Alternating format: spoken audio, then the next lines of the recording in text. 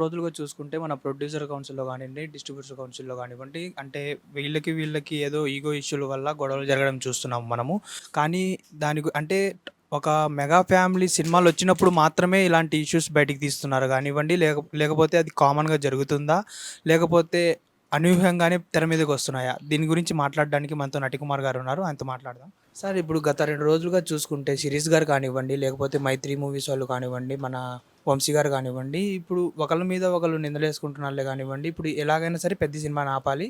మేమని కొట్టుకోవడం జరుగుతుంది. దీన్ని ఎలా చూసుకోవచ్చు? పెద్ద సినిమా ఆపడం ఎవరి తరము కాదు, ఎవరి వల్ల కాదు.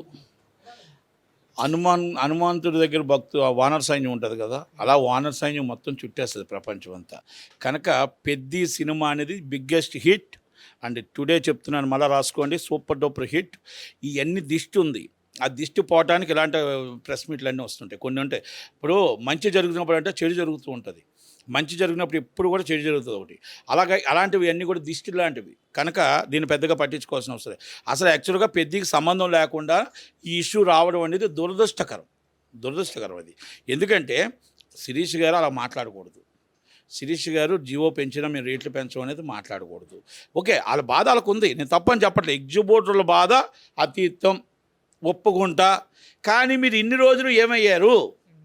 ఇప్పుడు దిల్ రాజు గారు ఇక్కడ మన ఇండస్ట్రీకే పెద్ద, ఆయనే మొత్తం టోటల్గా ఎఫ్డిసి చైర్మన్, ఆయనే మళ్ళీ మొత్తం వచ్చి మన ఇంటర్నేషనల్ అబ్బా అవ్వాలంటారు, మరి ఇంటర్నేషనల్ మూవీ తీయాలంటారు. మరి ఈ సినిమాలు తీసేటప్పుడు మన వచ్చినప్పుడు ఆ సినిమాలో అప్పుడు రేట్లు పెంచినప్పుడు అదే కూర్చొని వద్దు నా ఆఫీస్ నుంచే మొదలు పెడతానని ఉంటే బాగుంది కదా ఆ రోజు. ఇప్పుడు మైత్రి సినిమా వస్తేప్పుడే మీకు ఎందుకు ప్రాబ్లం వస్తుంది? ఇది నేను మాట అనేది కాదు, మైత్రి రవి గారు చెప్పిన మాట అవ్వచ్చు. ఇప్పుడు నాగవంశీ మీకు బయటకు వచ్చాడంటే ఆయన ఇష్టం. అది ఆయన కంటెంట్ సితారా నుంచి ఆయన ఎవరికి అమ్మాలా ఎవరికి ఇవ్వాలో ఆయన ఇష్టం. సినిమా మీరు ఏ థియేటర్లో ఇవ్వాలో ఏ థియేటర్లో వేయకూడదు మీ ఇష్టం. Theatre is demand of supply ఎలా ఉంటుందో కంటెంట్ ఓనర్కి కూడా అలాగే ఉంటుంది. మీరు అలా ఆలోచించాలా. ఇక్కడ నేను ఒకటే అంటున్నానంటే, మీరు పర్సంటేజ్ సిస్టమ్ అనేది మీరు మాట్లాడుకోవడంలో తప్పులేదు. మల్టీప్లెక్స్లకు ఎలాగ ఇవ్వాలో మీరు ఇవ్వమని అడుగుతున్నారు. దాంట్లో కూడా నేనేం తప్పు పట్టట్లే. కానీ మీరు మాట్లాడే విధానం ఇప్పుడు కరెక్ట్ కాదు. ఇప్పుడు మీరు పలానా టైం పెట్టండి, 6 నెలల 7 నెలల 8 నెలల టైం పెట్టి జనవరి 7 నుంచి ఇగో ఇది మీరు ఈరోజు కూర్చోండి, ఛాంబర్లో కౌన్సిల్లో కూర్చోండి, మాట్లాడండి, అగ్రిమెంట్లు చేసుకోండి. మరి ఈ మీటింగ్ అయిపోతే ఇప్పుడు ఒక రోడ్డు మీద యాక్సిడెంట్ జరుగుతుందంట, ఆర్టీఓలు మొత్తం తనిఖీలు చేస్తారంట 4 రోజులు తనిఖీ చేసిన తర్వాత మళ్ళీ 5వ రోజు మానేస్తారు. ఫైల్ అయిందనుకోండి, 5 రోజులు మొత్తం వెళ్ళిపోయి నీ సర్టిఫికేట్ ఏదైనా అడుగుతారంట, 4వ రోజు తర్వాత వదిలేస్తారు. అలా ఉంది ఈ పరిస్థితి. ఇప్పుడు పెద్ద సినిమా రిలీజ్ అయినాయంటేనే మర్చిపోయి మళ్ళీ సేమ్ అందరూ పొజిషన్లో ఉంటారు, మళ్ళీ సేమ్. అది కాదు, మీరు నిరంతర ప్రక్రియ.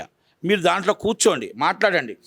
ఏ క్లాస్కి ఎంత ఇవ్వాలి పర్సంటేజ్, బి క్లాస్కి ఎంత ఇవ్వాలి, సి క్లాస్లో ఏమి చేయాలి, అలాగే మల్టీప్లెక్స్కి ఎలాగ ఇవ్వాలి, మా థియేటర్ ఎలా డెవలప్ చేయాలి, మా థియేటర్లో ప్రేక్షకుని ఎలా రప్పించుకోవాలి, మా రెవెన్యూ ఎలా ఫస్ట్ డే కాకుండా హీరోని చూసి కాకుండా మా థియేటర్ని చూసి ఎంతమంది రెవెన్యూ వస్తుంది, ఇవన్నీ మాట్లాడుకోవాలి తప్ప మనం వచ్చి పెద్ద సినిమా ఆపగలరా? ధైర్యం ఉందా మీకు? సినిమా వేయడం మానేస్తారా? ఉందా? చూడండి, 3వ తారీఖు నాడు రాత్రి 9 గంటలకు ప్రపంచంలో ప్రీమియర్ షో పడుతుంది. ఏ థియేటర్ పెద్ద సినిమా వద్దు అనుకుంటారో ఒక్కసారి అనౌన్స్ చేయమనండి సోషల్ మీడియాలో. లేకపోతే నాతో డెబిట్కి వస్తారా? నేను ఎగ్జిబిటర్ని, నేను డిస్ట్రిబ్యూటర్ని, నేను ప్రొడ్యూసర్ని. నేను ఒక చిన్న ఉదాహరణ చెప్తా. మొన్న వరప్రసాద్కి ఇలాగే మాట్లాడారు, నేను డిస్ట్రిబ్యూటర్ని వైజాగ్. ఇక మాతో టోటల్గా ఏదో చిన్న ఇష్యూ జరిగితే మేము ఆపేస్తున్నాం మీటింగ్ పెట్టారు. మీటింగ్ పెట్టినోడు బలిపసు అయ్యాడు. ఈ ముందు కూర్చున్న వాళ్ళు వచ్చి ఫస్ట్ ఆలే అగ్రిమెంట్లు చేశారు. మొత్తం సినిమా 111 థియేటర్లో పడిపోయింది. ఎవరైతే మీటింగ్ అరేంజ్ చేశాడో ఆయనకి శంకర్ వరప్రసాద్ సినిమా పడలా. నేను ఇవ్వలే. ఎందుకు ఇవ్వలేదంటే, నా హీరో సినిమాని నువ్వు ఆపాలని చూసావు. అంటే నీ వల్ల కాదు, ఎవరి వల్ల కాదు. కానీ నీలాగా ఇంకొకరికి రేపు ఉదయం ఇలాంటి ప్రయత్నాలు చేయకూడదనే ఉద్దేశంతో ఇవ్వలేదు. నాకు నష్టం వచ్చింది 30 లక్షలు 40 లక్షలు. నా 30-40 లక్షలు ఇంకో థియేటర్లో కవర్ అయి ఉంటుంది, కానీ ఇవ్వకూడదు. ఎందుకంటే ప్రయత్నం తప్పు. చెప్పింది ఎవరో నాకు తెలుసు. ఇప్పుడు నిన్న మైకుల్లో కూర్చున్న వాళ్ళు చెప్పారు. మరి అదే సునీల్ గారు ఫస్ట్ అగ్రిమెంట్, అదే సురేష్ బాబు గారు సెకండ్ అగ్రిమెంట్, అదే దిల్ రాజు గారు థర్డ్ అగ్రిమెంట్.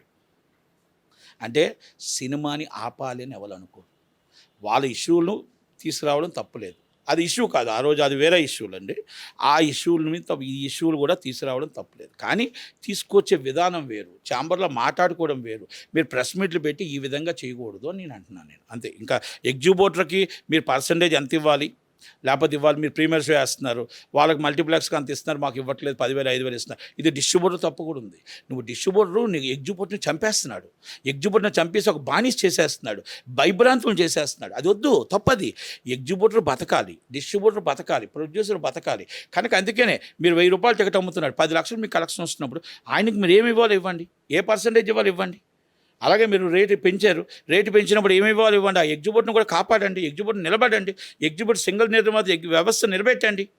అంటే నేనేమంటున్నానంటే రాత్రి మీరు ఈ పర్సంటేజ్ ప్రకారం చేస్తే 70 కోట్లు తేడా వస్తుంది. ఆ 70 కోట్లు ప్రొడ్యూసర్ ఆల్రెడీ యూజ్ మనీ పెట్టాడు, ఆల్రెడీ ప్రిపేర్ అయిపోయి ఉన్నాడు. ఈరోజు వీరభద్రుడు రిలీజ్ ఆగిపోయింది, ఈరోజు మొత్తం టోటల్గా ఆర్థిక లావాదేవీలు వీరభద్రుడు రిలీజ్ ఆగింది.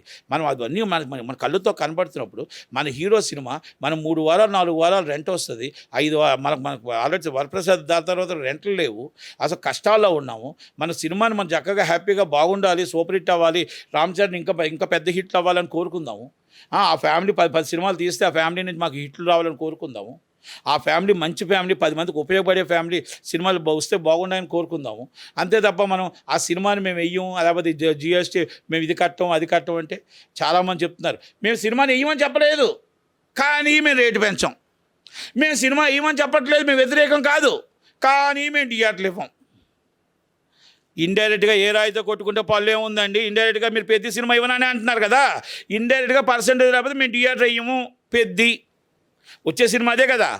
మేము ఇండైరెక్ట్గా మేము జీవో ఆఫీస్ రేట్ అమ్మము, అదే కదా. ఆంధ్రప్రదేశ్ తెలంగాణ ఎగ్జిబ్యూటర్లకు నేను ఒకటే చెప్తున్నా, రిక్వెస్ట్ అనుకోండి, మీరు ఏమైనా అనుకోండి, ఎంతమంది వెయ్యిరో మీరు సోషల్ మీడియా పెట్టండి, మేము సినిమా వెయ్యం అని.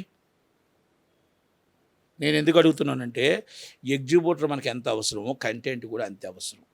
కనుక రామ్ చరణ్ గారు లాంటి సినిమా మనకు వస్తే అది పెద్ద హిట్ సినిమా, ఈరోజు 5 వారాలు రెంట్ వచ్చే సినిమా, మనందరినీ కాపాడే సినిమా, మనం నిలబెట్టే సినిమా. ఆ సినిమా రావాలని కోరుకుందాం, చిరంజీవి గారి ఫ్యామిలీ బాగుండాలని కోరుకుందాం. ఆయన అందరూ వాడు 10 మందికి బాగుండాలని కోరుకుంటాడు, 10 మంది ఇంటికి వెళ్ళి ఆశ్రయించే వచ్చే వ్యక్తి. మీరు ఎన్నెన్నా శత్రువు అయినా శత్రువు ఇంటికి కూడా వెళ్ళి ఆయన ఆస్వాదించి వచ్చే వ్యక్తి. అలాంటి కుటుంబాన్ని మీరు టార్గెట్ చేయడం సునీల్ గారు మీకు కూడా తగునా అని అడుగుతున్నా. నేను అడుగుతున్నా సునీల్ గారిని, ఒక్కసారి ఆయన ముఖం చూసి మీరు చెప్పండి సునీల్ గారు అని అడుగుతున్నా. ఇది కరెక్టా అని అడుగుతున్నా. మీరు నేను ఉండలేదు, నాకు సంబంధం లేదు అంటున్నావు. పర్సంటేజ్ ఇష్టం లేకపోతే సినిమా అయినా అంటావు, మళ్ళా నాకు వచ్చి మేము ప్రతి సినిమా అయినా అర్థం కదా. అంటే టార్గెటెడ్ సినిమా పెద్దయే కదా, ఇంకేం సినిమాలు ఉన్నాయి. కనుక అందుకే నేనేం చెప్తున్నానంటే మీరు కూర్చొని ఛాంబర్లో మాట్లాడుకోండి. ఎగ్జిబ్యూటర్కి కూడా మేము ఏదో ఒకటి చెయ్యాలా, ఎగ్జిబ్యూటర్కి చెయ్యాలా, డిస్ట్రిబ్యూటర్ ఉండాలా, ప్రొడ్యూసర్ కూడా ఉండాలి. ప్రొడ్యూసర్ ఇబ్బంది పడొద్దు, డిస్ట్రిబ్యూటర్ ఇబ్బంది పడొద్దు. మీరు రేటు పెంచకపోతే అక్కడ పాన్ ఇండియా మూవీస్ అవ్వవు. మీరు చెప్పండి పాన్ ఇండియా మూవీలు తీయొద్దు. దిల్ రాజు గారు ఒకసారి రేవంత్ రెడ్డి గారు చెప్పేయండి, మేము ఇంటర్నేషనల్ అప్పు చేయలేము, మేము ఆంధ్రప్రదేశ్ తెలంగాణ లాగే చేయగలుగుతాం. మేము బాబు రాజమౌళి గారు మీరు బొంబాయి వెళ్ళిపోండి, సుకుమార్ గారు బొంబాయి వెళ్ళండి, ఎవరైతే పాన్ ఇండియా తీయాలో అందరూ బొంబాయి వెళ్ళండి, బొంబాయి. మేము బొంబాయి వచ్చాం, మీరు బొంబాయి వెళ్ళిపోండి. ఆంధ్రప్రదేశ్లో మామూలుగా తెలుగు నేటివిటీ సినిమాలు తీస్తాం, మేము రేట్లు పెంచాం అని అనౌన్స్ చేసేయండి. దిల్ రాజు గారి చేతిలో ఉంది కదా. అంటే నేను ఎందుకు అడుగుతున్నానంటే మీరు మాట్లాడిన ప్రెస్ మీట్గా నేను మాట్లాడుతున్నా. నాగవంశీ గారు మాట్లాడిన ప్రతి మాటలో అక్షర సత్యం.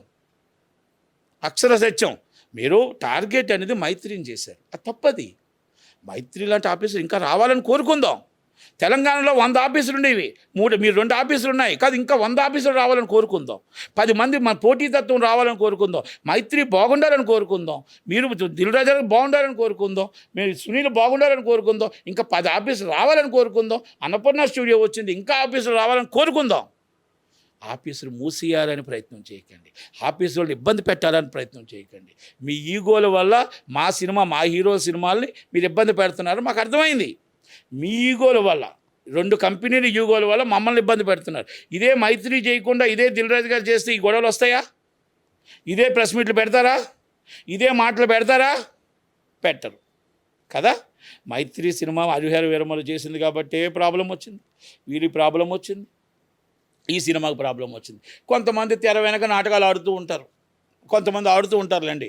చిరంజీవి గారు అంటే బయట నుంచి అన్నయ్య మీ అంత తోడు లేరు అంటారు, వెనకాల నుంచి వచ్చి ఒకలాగా ఉంటారు. అది అన్నీ మాకు తెలుసు.